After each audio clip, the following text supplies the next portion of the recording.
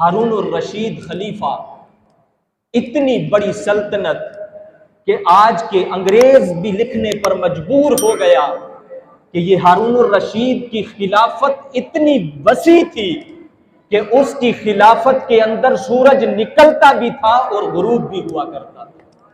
اتنی بڑی سلطنت تھی۔ آج کے انگریز اور مورخ نے لکھا اس بات کو کہ اتنی بڑی اس کی خلافت کی حد تھی۔ آج یہ ملک جو ایک کلائی کی مانند ہے، یہ نہیں سنبھالا جاتا۔ یہ بات کرنے کا مقصد ادھر آ رہا ہے کہ اتنی بڑی سلطنت ہو کہ سورج طلوع بھی اس سلطنت میں ہو، غروب بھی اس سلطنت میں ہو۔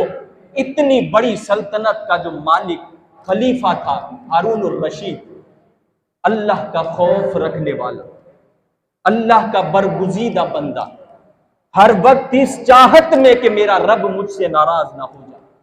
اور پھر اس کی بیوی زبیدہ خاتون، تمام مفسرین نے اس کلام کو لکھا ہے، فرماتے ہیں کہ زبیدہ خاتون ایسی نیک خاتون تھی، کون کہ ملک کے سربراہ تھی، ایک خلافت کے سربراہ کی بیوی اتنی نیک خاتون تھی کہ اس نے 300 حافظ قرآن لونڈیاں خریدی۔ ان دنوں لونڈیاں بیچی جاتی تھی، پیسے والے لوگ خریدا کرتے تھے۔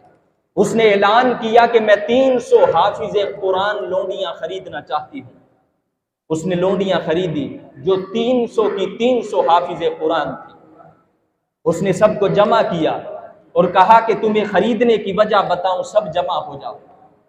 سب کو جمع کیا اور کہنے لگی کہ تمہیں تمہاری ہر ضرورت کو پورا کیا جائے گا، کھانا بھی ملے گا، پینا بھی ملے گا، سونے کے لیے ہر آسائش ملے گی، تمہیں اس کا وظائف بھی دیے جائیں گے، سیلری بھی ملے گی۔ کام تمہارا صرف ایک ہے کہ میری چاہت یہ ہے کہ میرے گھر کے اندر 24 گھنٹوں کے اندر 1 منٹ بھی ایسا نہ گزرے کہ جس میں قرآن کی تلاوت نہ ہو رہی۔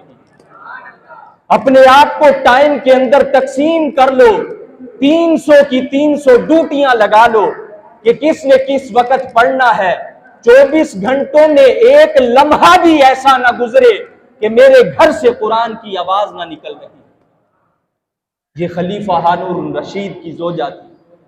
آپ دیکھیں کہ ان کے اندر کیوں اس کی سہیلی بتاتی ہے زبیدہ خاتون کی کہ خدا کی آخرت کی اور جہنم کی اتنی تڑپ تھی کہ باری تعالیٰ کہیں میری پکڑ نہ ہو جائے۔ سلطنت کے مالک کی بیوی ہے اور رب کی بارگاہ میں کتنی تڑپ رکھتی ہے کہ میں اس کی نافرمان نہ ہو جاؤں۔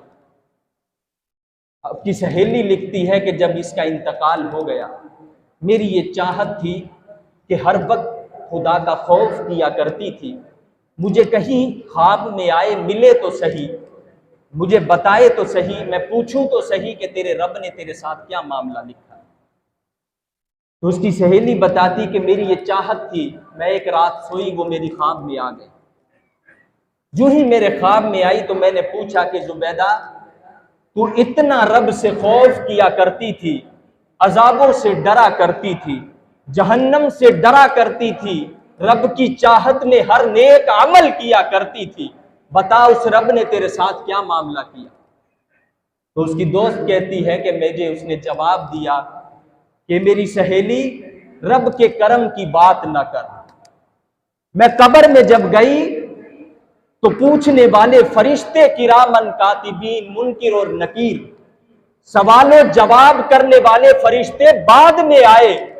جب قبر میں مجھے دفنا کر لوگ واپس پلٹے، میرے رب کی آواز مجھے پہلے آئی اور رب کی طرف سے آواز آئی کہ اے زبیدہ مجھے بتا کہ ایک دن تو نوالا روٹی کھا رہی تھی، تو نے لقمے کو توڑا، لقمے کے ساتھ سالن لگایا، سالن لگا کر تو ہونٹوں کے قریب گئی، واپس تو نے اس لقمے کو رکھ دیا، ایسا تو نے کیوں کیا؟ تو میں نے عرض کی کہ اے مولا تو ہر چیز سے باخبر ہے، ہر چیز کو جاننے والا ہے، تجھ سے تو کوئی چیز چھپی ہی نہیں، پر میرے مولا میں نے یہ اس وجہ سے کیا کہ لقمہ جب میں نے منہ کے قریب کیا، مسجد سے اذان کی آواز آ گئی، تیرے نام کی آواز آئی، میرے سر پر دوپٹہ آدھا کھسکا ہوا تھا، میں نے تیرے نام کے ادب میں لقمے کو رکھا کہ کتنی بڑی عظمتوں والے کا نام آ رہا ہے، میں نے لقمے کو رکھ کر اپنے دوپٹے کو سیدھا کیا اور پھر اس لقمے کو کھایا۔ تو فرمایا کہ اے زبیدہ، میرے نام کی تکریم اور عزت کرنا تجھے اس منصب پر لے گیا کہ تیرے لیے جنت میں نے واجب کر دی۔